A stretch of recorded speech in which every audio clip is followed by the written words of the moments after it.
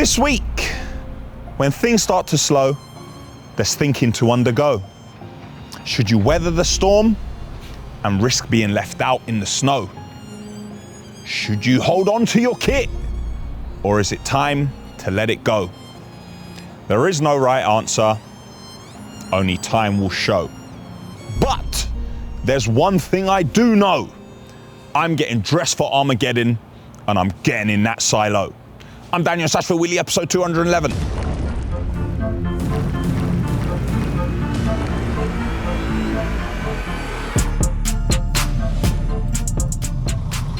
It's Monday morning, and I'm in the yard. The weather is not being kind to us. It's torrential rain. It's been like that all night. But that is not stopping us from going out, other than two tippers which have dead batteries. And it doesn't help that we didn't put the battery pack on charge. Anyway, it's on charge now. We should get those lads going soon enough. Last week, I told you about the night work we had on Saturday. I wasn't sure if it was going to happen because it was pouring down with rain, but it did. 2 concrete lorries went down there, poured a total of 13 cube. We poured into a dumper, which dropped it into a small wagon which sat on the rails and then took the concrete 100 meters down the line to where they were working. Speaking of concrete, you saw the trouble we had last week with a silo. I have a plan. We have 12 tons of cement. I need it to be more or less empty to get in there. We have moved the delivery of cement back to about 12 o'clock. All the lads are going out now. They're going to come back and all load again. And at that time, around 10:30, 11, the silo should be more or less empty. We have our harness ready. We have our stretcher ready should the worst happen. I have my suit, my mask. While I'm in there, I will have a full examination of the screw at the bottom and the inside of the silo. At the moment, we're just playing the waiting game. It's Monday. It's not going according to plan, but we have a plan. Where the lorry is parked means we cannot get another vehicle alongside the battery, so we need to bring a machine round, attach the leads and give it a jump start while the battery pack charges.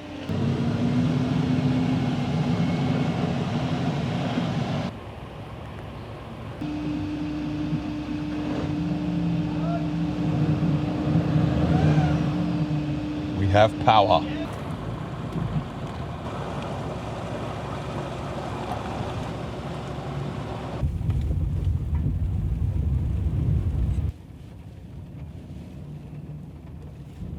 On Friday of last week, you saw SSC turn up at the yard, excavating area, and they found a damaged cable which was causing faults at the electrical substations in the area and therefore causing blackouts. I am told they're going to be in today to cut this cable and cap it off. Forgive my electrical, it's not cap off, there's another word for what they're going to do. Anyway, they're going to make it safe so it no longer causes faults.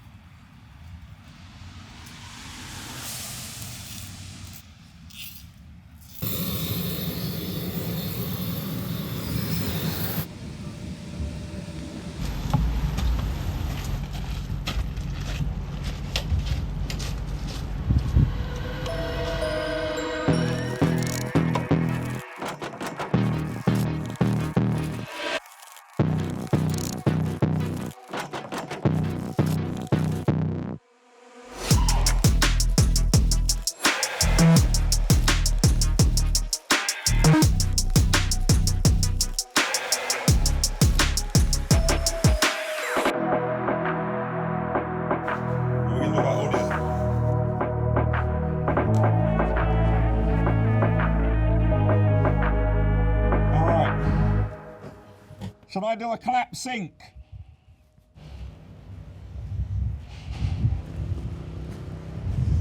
Si, I need you to radio flow in the boys. I need 2 buckets with rope on them and I need them down here now, please. With 850 kilos, maybe I can see the screw on the bottom, maybe not. So we're going to shut it down. There we go. Simon's going to turn it off at the fuse. A rubber mallet. Okay,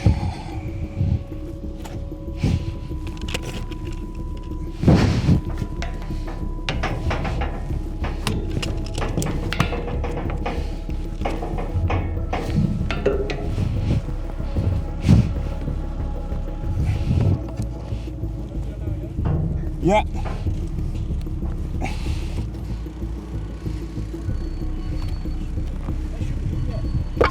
Oh, well, oh, hold on.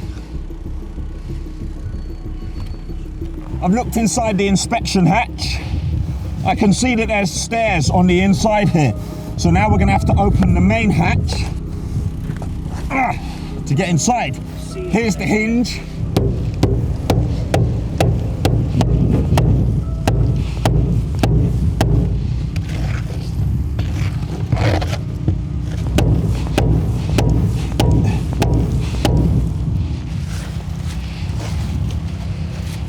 The cement delivery's turned up. We need this so the concrete lorries can keep working. I just need to get the access hatch open. I have a funny feeling that's a seal on the top. If you put your hand around the bottom of that, yeah, you can feel that seal goes all the way around. The cement build-up over the last 7 years, making it a bit tricky to open. Too big. What size? Give me 17. 17. Maybe.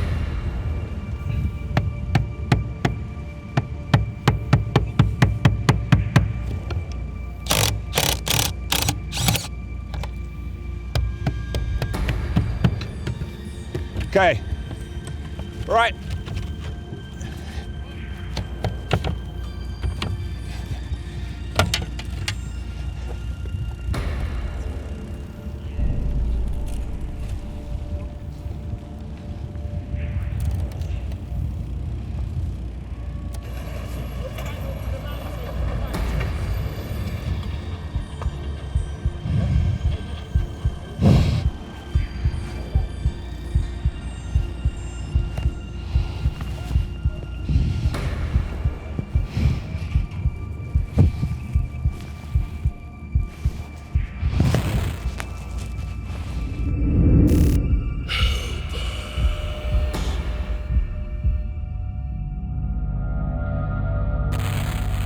Cannot see any clumps, any damage. Over there is the new motor that we fitted. The screw is here, I can't see it. Now I can't see any clumps, any problems of anything whatsoever in here. Now this is the debris that we beat off the underside of the seal. I want to get this out. Got it?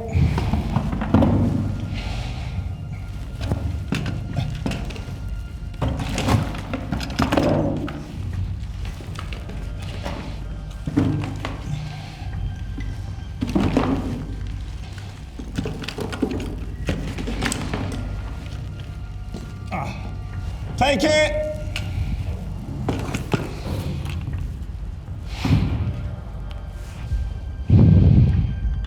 I can't actually see the screw, but this is where it is. There's the filter up there. If I spin around, this is the screw under here. Look, you can see the screw underneath there. No damage, no clumps, nothing. Yeah, I need you to put the lid on so I can see if there's any white patches anywhere. Okay. When I tack, you take it off. What I need to do now is turn off all the lights and see if I can see any daylight. Well, I can't turn off the head torch, but... Nothing. Absolutely nothing. No daylight coming through.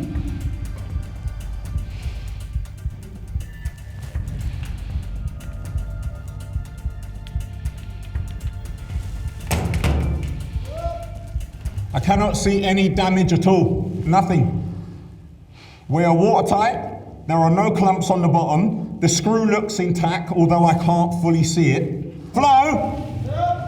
And one more bucket. Going down, I have it.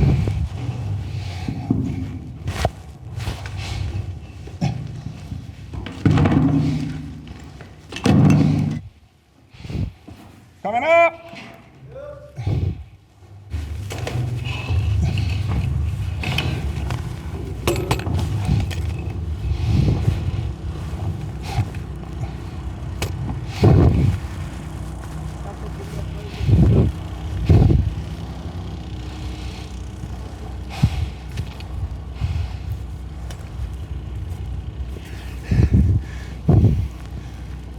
Silo is in perfect nick. But before we talk any more about it, we need to seal it back up. We are gonna need a new one of these. Doesn't look like this has actually ever been opened. You okay? Yeah. Yeah. There's our seal. Now we need to clamp it. Hold on. Yeah, that's it. Good. Keep going. Yeah.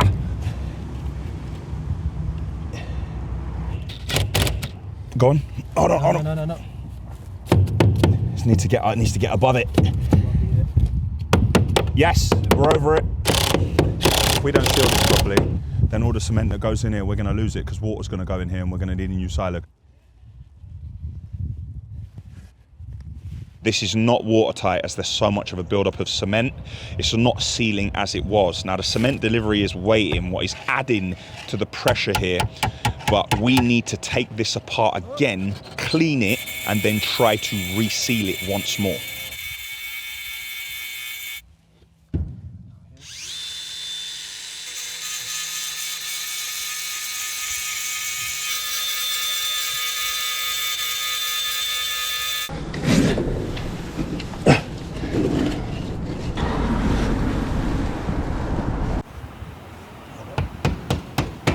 That one's over now.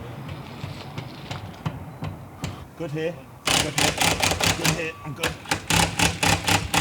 Good.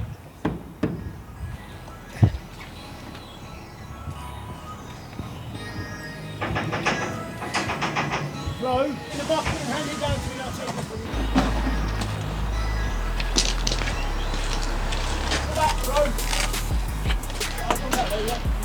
you. All sealed up. Back on. Roughly the same weight as it was. 850 now. I've gone to turn. The compressor's running. The fill pipe is opening. The delivery is here. And our silo is no longer being worked on. And it's completely fine. We need a new rubber for the access hatch. But other than that, a successful trip. Our silo is spot on. So last week, it was only the motor. The rest of it looks fine. And the most important thing is that it's not letting in any water, and also nobody was hurt. Get in.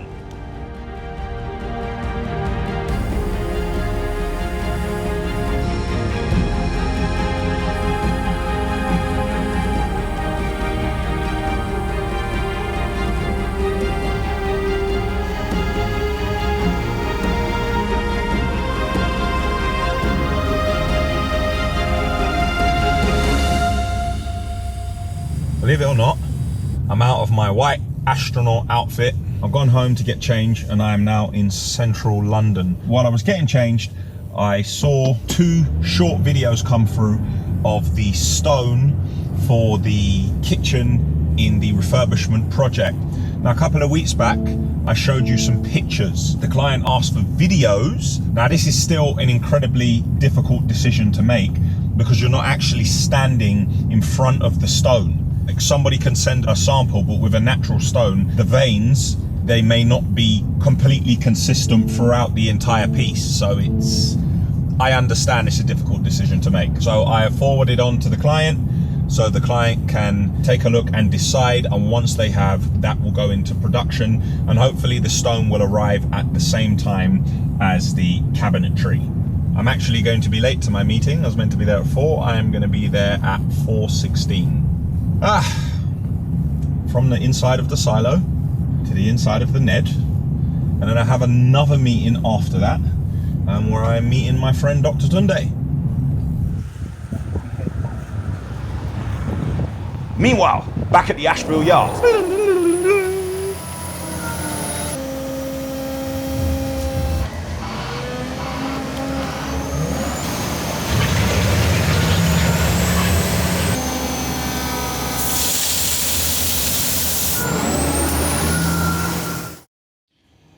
Tuesday morning and I'm in the yard. These events in Central are no good for me. I got into work late today, around 6:30, a lot later than I wanted to. Anyway, since I've been here, I've been preparing for our meeting at the Penthouse Central London project, where we are going to be on Friday discussing with the client, and we are going to be beginning the demolition on the 4th of November. Before that meeting, we have the price for the project, which was approved. We're just breaking it down into the payments. 10% deposit, 10% when we start, completion of demolition, first fix. So from day one, the client has an exact idea of how much money they're going to need to pay at what stage, and they can use this with the bill of quantities to tick it off against it. So when we send an invoice and say we've done X, they can compare it with their paperwork from the beginning.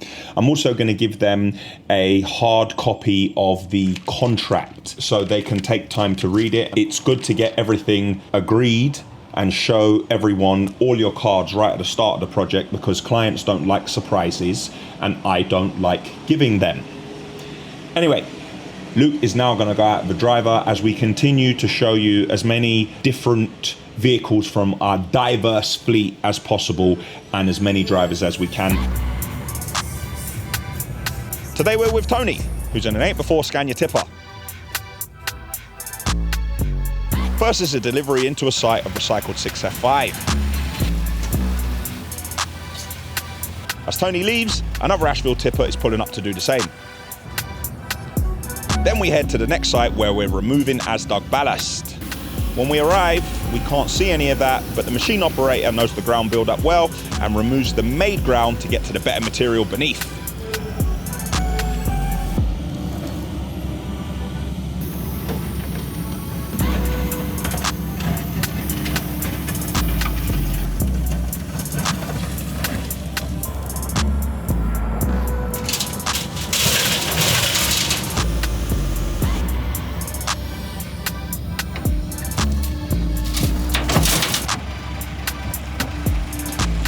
Tony is loaded and he's taking it to a facility where the material will be screened, washed, and probably sold back to us next week.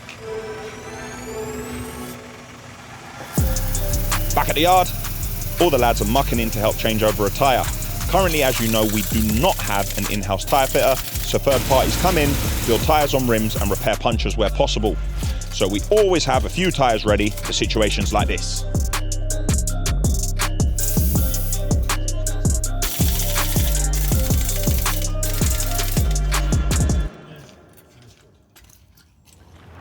Time is 7 p.m. Last one in the yard. I'm about to start locking up. Not a fantastic day. Things just keep happening. And when you think, right, that's it, I've got my head around it, I've got out in front of it, I'm managing it, I have some element of control, something creeps up, or a curveball comes out of nowhere, or somebody somewhere panics and they push a button. It used to be a case of heads popping up like that game and you hit it back down. It's kind of changed the way things are. You're more trying to spin plates, but at the same time as spin plates, you're trying to get in front to have some element of control, and you're trying to preemptively, things you know which are going to happen, you're trying to tell people before they happen so they're in the know when it happens, and when it does happen, they're like, well, at least I knew. It is extremely tough out there at the moment. And it's about managing that and trying to remain as positive as possible. And while you're carrying it round all day on the inside, you have to not let that reflect new opportunities and reflect how you speak to people within the business who you work with, and still remember that while things are tough out there, they're still doing a good job and it's not their fault.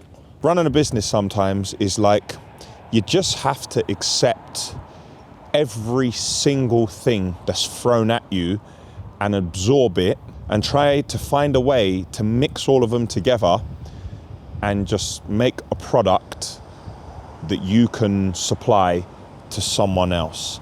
And that could be the way someone carries themselves, that could be the way they behave, it could be not getting paid, it could be suppliers putting pressure on you for money which is due to them, which they're entitled to do, people not honouring agreements, people undercutting you on jobs.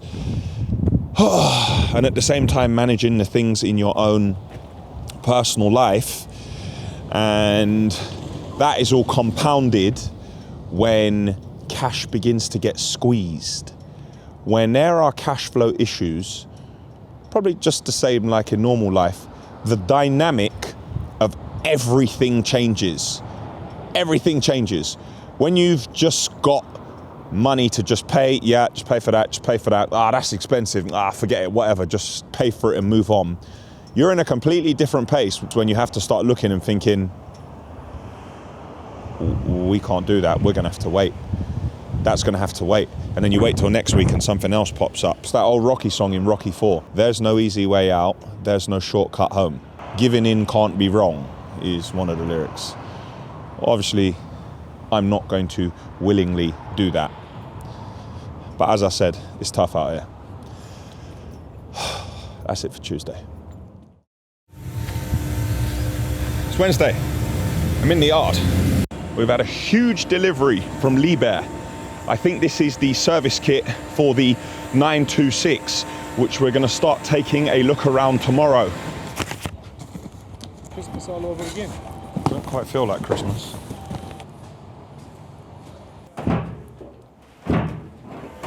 Good thing I checked. We're low on the engine oil for the Liebherrs. I referred to my trusty information on the inside of the container, what we put on the wall in weekly a very long time ago. The edit team are going to hate me for having to go to search for that. Going back onto finance and juggling and trying to make everything stack up. For a while I was thinking, what am I going to do? How am I going to do it?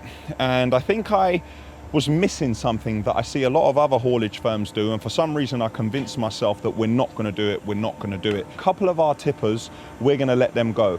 The older ones, which are no longer on finance, we're going to put them up for sale. We currently don't have a driver for every lorry, so it's not going to impact what we do.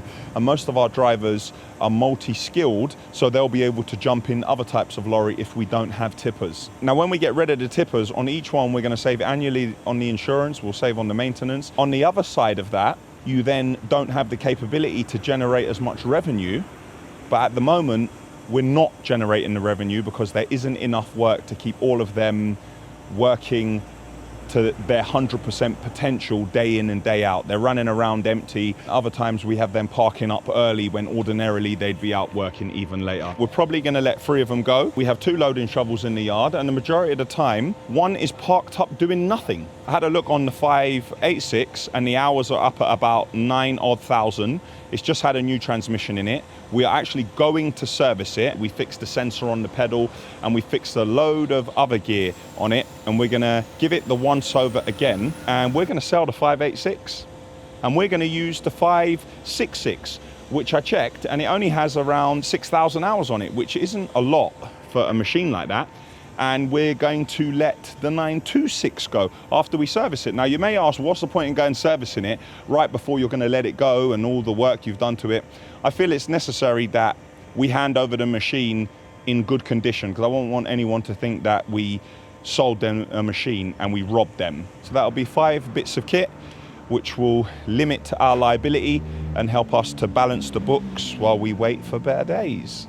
Now, Luke is heading out to another concrete pour.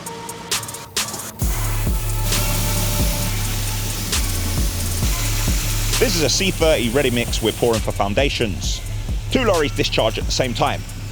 One directly and the other one into an excavator bucket.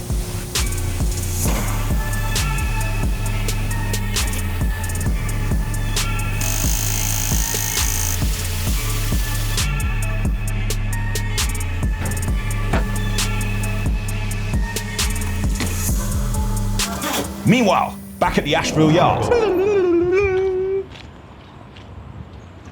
Believe it or not, I have some good news. Imagine that. My townie's already removed the belly plates from the 926. There was oil dripping around the slew gear for months and months and months, and we kept having to top up the hydraulic gear, and it was getting worse and worse, but it was so busy we didn't have a chance to pull it over here. But we have been investigating. There are 2 big pipes. You see they look wet. We were really worried it was going to be one of those, but just above it, where you can see the green, There's another smaller pipe. We hope it's not going to the controls in the cabs, because that'll be a problem. But at least it's not the big ones. We're going to wash it off. The engine looks lovely and dry as well. It's a good start to servicing the 926.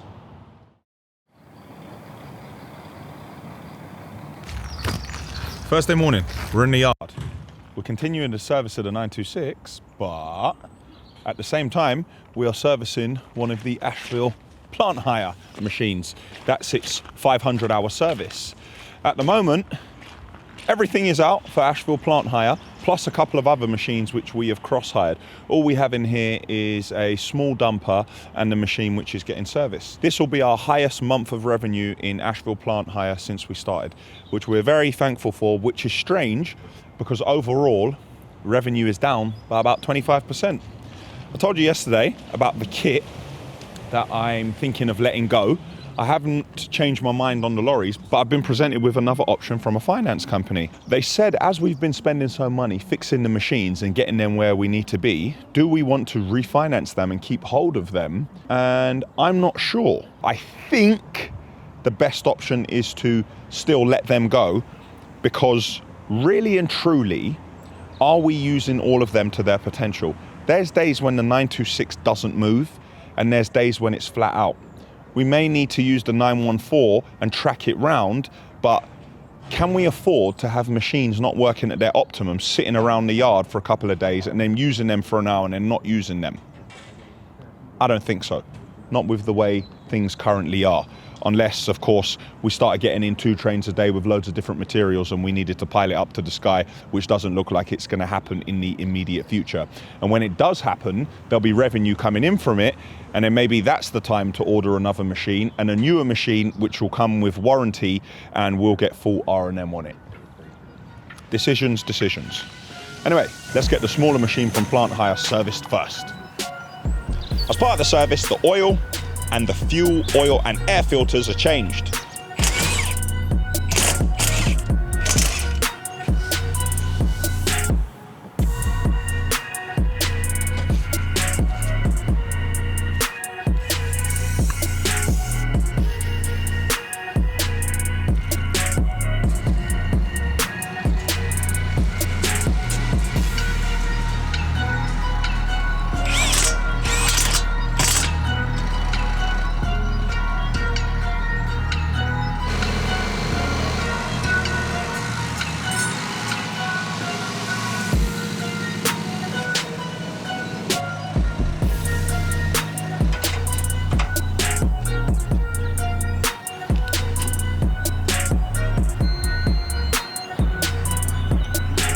Then time is taken to look around the machine to see if there are any areas which require attention, like the beacons, which are missing after the last hire. We keep stock of these as they're an item which regularly gets lost or damaged.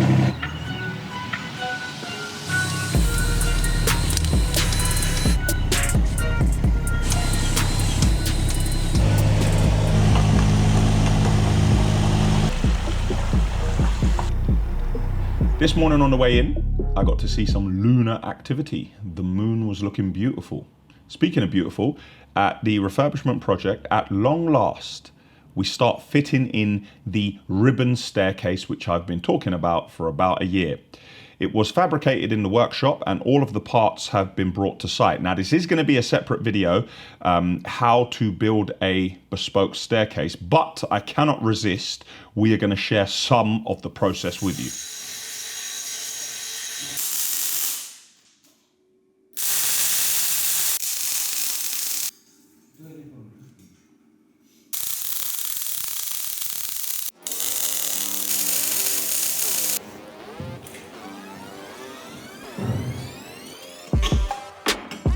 A few weeks back you saw us installing window sills. Now we're using wood filler to fill all the joints and screw holes in the MDF.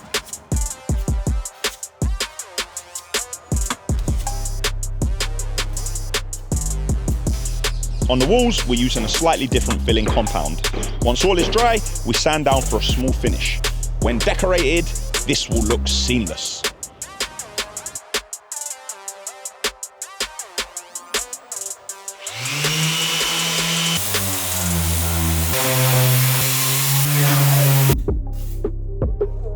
In the master bathroom, it's milestone time. We're applying adhesive to the newly constructed ceiling and fitting the very first tile.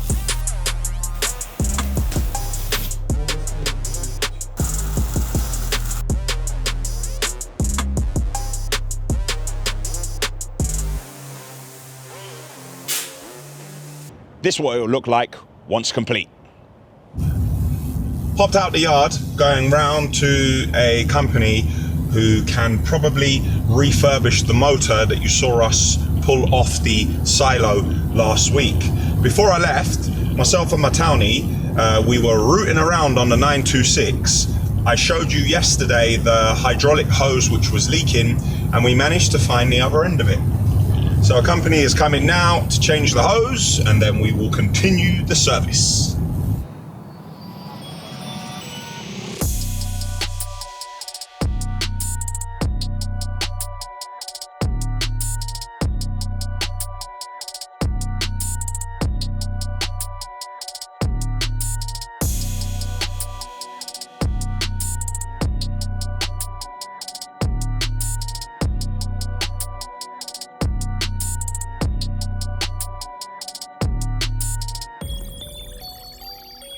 I had a client who has a job starting near the yard very soon, and they requested a granite dust, and we can get hold of a limestone dust. I don't think there'll be much difference in the specification, but the client wanted a reasonable size sample.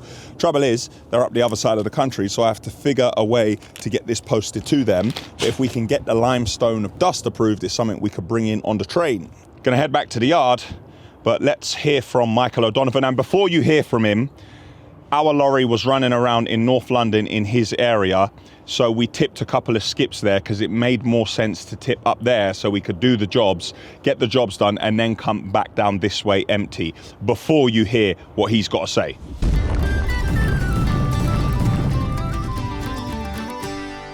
Just to let you all know, we just towed this in off the side of the road. Don't know what he's doing in Enfield, but he was broke down in Enfield, but we brought him in, got him home. We're going to get him offloaded.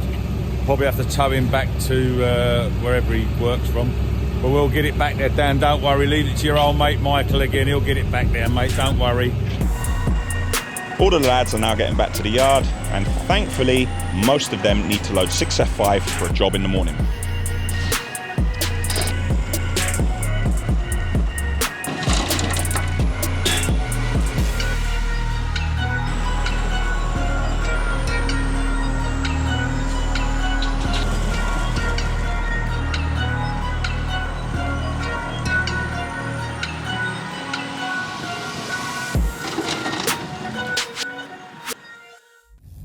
Friday morning, not in the yard. On the road again. Heading into Central for a breakfast meeting. After that breakfast meeting, I'll be heading to the penthouse project for the final meeting before we get started to hand over the contract draft so the client can assess the contract and see if they have any additions, changes or requests that need to be added before we print the final one for signing on Monday. The landscape has changed again. There I was talking about getting rid of a couple of lorries because revenue is down. Let me just explain in more detail. We used to making a certain amount of revenue each month. Roughly last year up until November, it was the same. Revenue is not profit, and our profit is a percentage of that revenue. With the exception of January of this year, that revenue has been down by 25%. If you're down on revenue for 1 month to even 3, you can manage it. When you get out of that to the point where we are, you need to make changes within the business. For as long as possible, I didn't have any knee-jerk reactions. I tried to keep hold of all of our assets. But it comes a point when you need to say to yourself, all right, like, what am I waiting for? But then what happened last night, I was standing in the office, work had been allocated, and then one of our salesmen said, that job's just come on, we gotta get 50 loads out of there tomorrow as well. Now, if you go selling a few of the lorries, it's going to reduce the revenue you can generate overall, not profit, revenue. But when you reduce the amount of lorries you've got and a couple of the plant, you also reduce the expenses which are attached to it. I had some of the valuations back for some of the lorries, and it surprised me. I was like, really? Is that what they're worth? Wow. good. And then I thought to myself, hold on. If a lorry is worth X to sell it at a certain age, let's say 4 years old, 6 years old, while you take that money as a cash injection into your business to help you through the period when your revenue is down, to steady the ship, to fight a better day, what does it cost to replace that lorry? Now, I had quotes from Scania you saw a while back, and then more recently I had some quotes from Volvo, and now I realise why the used lorries, which are beginning to come off financed, why they've held their value so well. Because anyone who wants to buy a new one, oof! But then another question came to mind. How can the price of a tipper have doubled since I've been running lorries? And as everyone likes to remind me, I've only been doing it 5 minutes. The price of the lorries has doubled, but I'm getting the same or less money than I was when I started for a load. The lorry's gone up, the driver's gone up, the insurance has gone up, the fuel's gone up, low emissions costs have gone up, everything's gone up. But of course, you diversify. That is the strength of a company, to keep changing and adapting and trying to find new ways to make revenue with your existing assets. But we're in a bit of a different position, because somebody who's been at this 30 or 40 years, they've come through this many years ago. They don't have to pay rent on a yard. They bought a yard when you couldn't even get rid of yards. The yard's paid off by now. If it's not paid off by now, it's nearly paid off. So they're not paying those expenses. They have the capital reserves to buy lorries and put down more, so their finance is a lot less if they take in finance. And then with their capital reserves, they can weather the storm. It's one thing creating this massive machine that can generate loads of revenue and make money, but you need to have the adaptability when that money isn't coming in to shrink it down to stop the bleeding and the hemorrhaging. If you're a company that need to put the kit on finance because you can't buy it outright, it is a massive challenge to be able to do that. And if the market fluctuates, like 1 minute you're flat out, the other minute you're kicking stones in the yard, then you can't keep up with the work. The problem there is if you're not weathering the storm and you don't keep hold of everything, when the work does come on, you might not be able to service it, and then you're going to lose the work. It's not that I keep changing my mind, it's that the landscape keeps changing and you keep bringing in all the other factors. It's not as simple as just get rid of it and just wait, the work will come back on. Is you have to take into account a lot of circumstances which are not within your control, with one eye on the future and one eye right in front of you, a hole that you're about to fall in if you don't solve this problem of this bleeding. I continue to try to think of the best way to manage the situation with the industry the way it is at the moment, with the downturn in work on this foggy morning on the way into central London.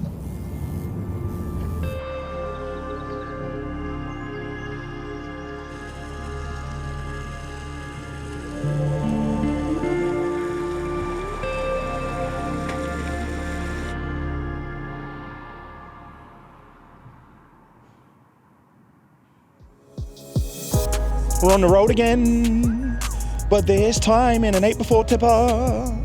We have a big muck shift on, where we're being loaded from the other side of the fence. We line up and operate our loads of saw one by one. A few of the lorries on this work are on turnaround, which means they're going to head to a local facility to tip, then head straight back and get loaded again, and continue doing this throughout the day.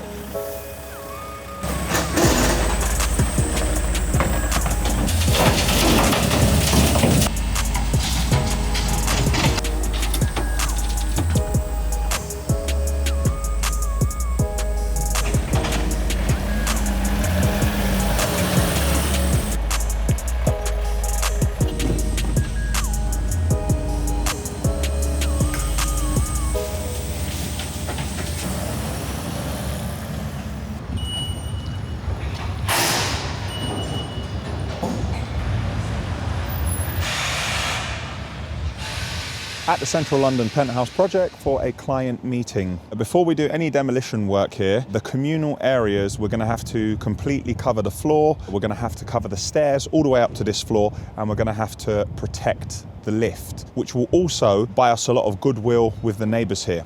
We are on the very top floor with no neighbours either side, just people beneath, so we should be insulated a little bit from the noise, but the communal areas that people have got to pass day to day, if you can keep them clean, then people tend to have more patience with you. Within the property, we discussed the start date. One of the key things on this project is the build-up in the hallway area, because the lift comes into the apartment flush. We bought a box of tricks with flooring samples, and the client was quick to agree one already, sort of like a bleached oak finish. We weren't concerned about the colour, we were concerned about the build-up. So when we rip out the existing floor, we know exactly how much space we're going to have and the different layers, how we're going to construct them. Then moving on, the client said that they no longer wanted the cove-in, they want a much simpler skirting, and the architrave around the doors will match the skirting, so the property is going to be a lot more modern.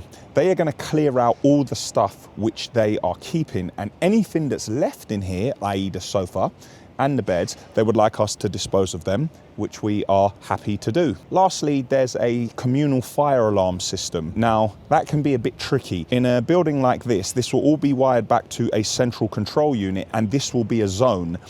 We need to speak to the management company, and we need to bring out the company that service this, because they're going to have to turn off this zone before we disconnect the fire alarm. Otherwise, it's going to go off, and you're going to need to evacuate the entire building, and then the neighbours won't be happy with us. We have a plan in place, a great client meeting, my second meeting on a Friday, and now I'm heading back to the yard.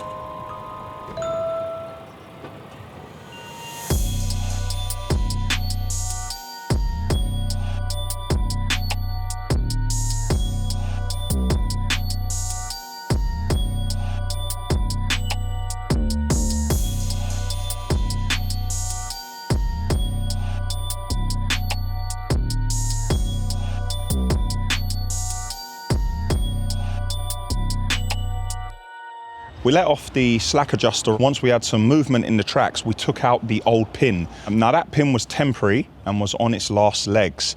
It already started to bend, and only the weld on the outside of it was holding it in place. So at any second, that pin could have gone and we would be completely stuck. So it's lucky we did it now. We fit the replacement in, but it didn't fit in right away. We had to heat it and then beat it into place. That is something that's been outstanding for a long time. I'm glad it's done. Before that, on the front of the machine, the bars, we managed to straighten all of them by using a ratchet, using a bar, using a jack, and pulling them nice and straight. There's one other bit I need to order now, which may seem like it's something very small and not important, but it is. A couple of these panels, we've straightened them out as well. There we go.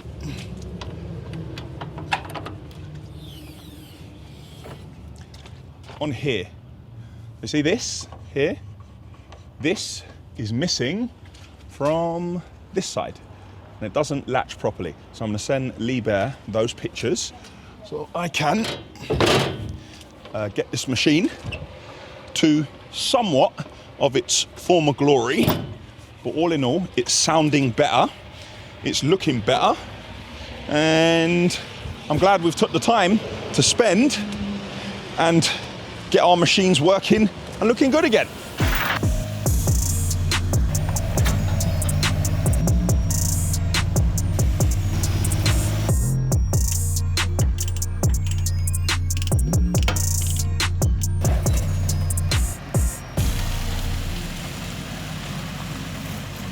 Ben is in a skip lorry and Ollie was in the roll-on roll-off, and he has just loaded a lorry for the morning which somebody else is going to drive, Tony's going to drive it and Flo's going to go with him to drop that machine off. There you go, Terry. Thank you very much. We have a delivery. Aha. What? What? How much? Don't know. Price ain't even on it. It's a comedian over here. This is for the silo. This is one spare for every part on the silo in case one of these go wrong. Straight away we have a replacement which we can change because we don't want to repeat the bad of the past, do we, Tel? No, not that day anyway. That's the plug-in that goes in the front of this. These? Yeah, one of them. Oh, It's so only that one of doesn't them. fit all of them. No, it's just for one of them. We're saying you're just fitting now. I'm done with the story. Can't be that hard. Yeah, that's it. Let's simplify someone else's profession, will we? That's it. You watch now, all the industrial electricians will be on my case. You can't do it. you can't do it. You just sit in that chair all day and do nothing.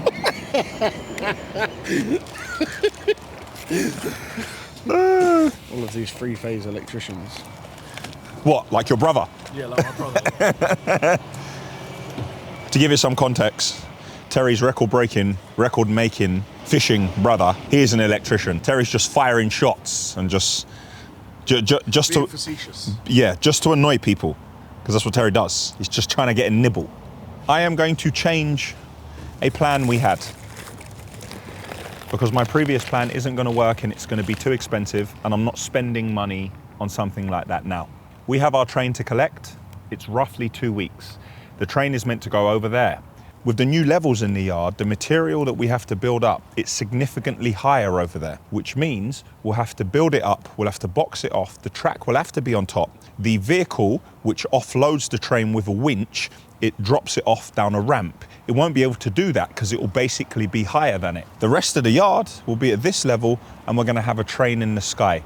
Now, the train's not going to go anywhere because it's 40 ton, but for me, it's going to be an eyesore, and more importantly, it's a health and safety risk. In order to get it where it will be finally, I would have to do the infrastructure work in this entire yard at the front, and the plan is to start at the back and work our way down with the levels. So I'm investigating a different plan. I am going to ask the haulage company if they can drive into the old yard, reverse out, down towards the width restriction, drive straight into this yard.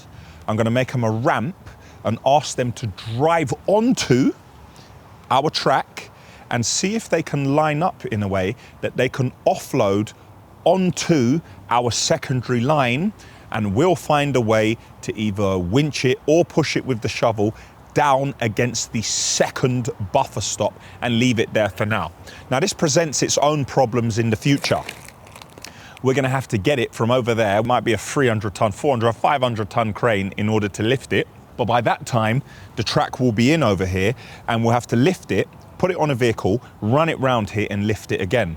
But what we need to do is try and tie that in with other lifts. So in the new office area, if at the same time we're putting offices in place or we're lifting other heavy kit or our second weighbridge is delivered at that time, then we'll try to move it all at the same time to save on costs. It's not ideal, but the company who we got the train from, they're not going to hold it indefinitely because their yard isn't just an Ashville storage yard, and I want my train.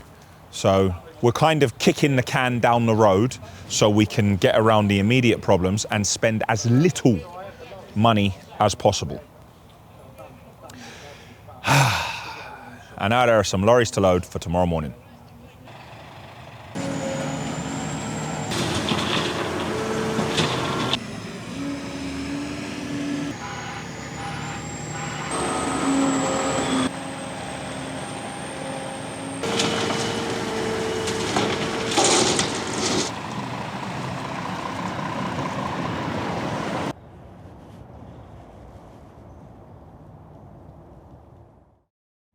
Saturday morning, I'm in the yard.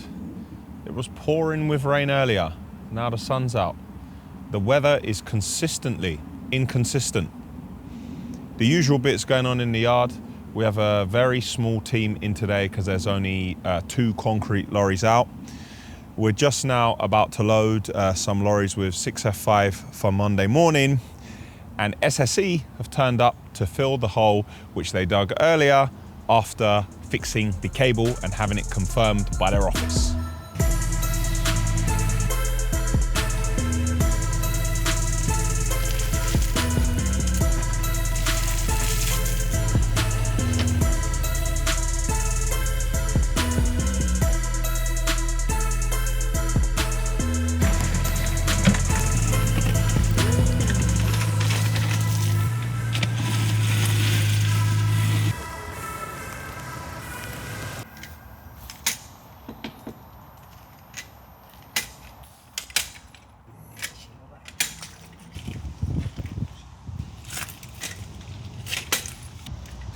Told you yesterday about the plan to put our train here until further notice. Well, I've sent the transport company moving the train a couple of images of the area. Firstly, because I want them to confirm the ramp that they're going to be comfortable with, because they're going to have to mount this slab. And secondly, how they are going to help us get the train from past that switch point to put it here. Now, it's not like the locos and the wagons you see with the buffers on them. That's not in place to actually push it. Otherwise, I would have just driven the shovel onto the railway line and pushed it there. So I do believe the transport company who offload it over that side, because they need such a long, straight area, I think they may come round and attach a winch to this B stop, and they will also know how to turn the handbrake on and off the unit, if in fact there still is a handbrake on it. But hopefully there is. I don't want to just come back one day and my train's missing. And that's it for Ashville Weekly, episode 211.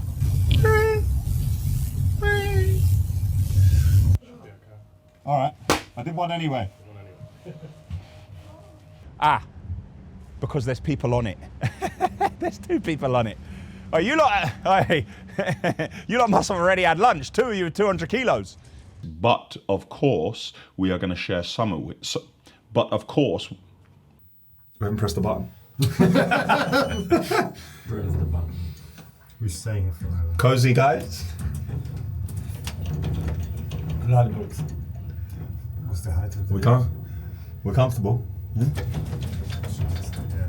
I'm not the one who's scared of the lift. Can we do it on the first floor? Not on the 5th. click here for the Ashville website. Click here to subscribe to our channel. Click down here to see an Ashville video you may not have seen before. And click down here for last week's video, which was number 210.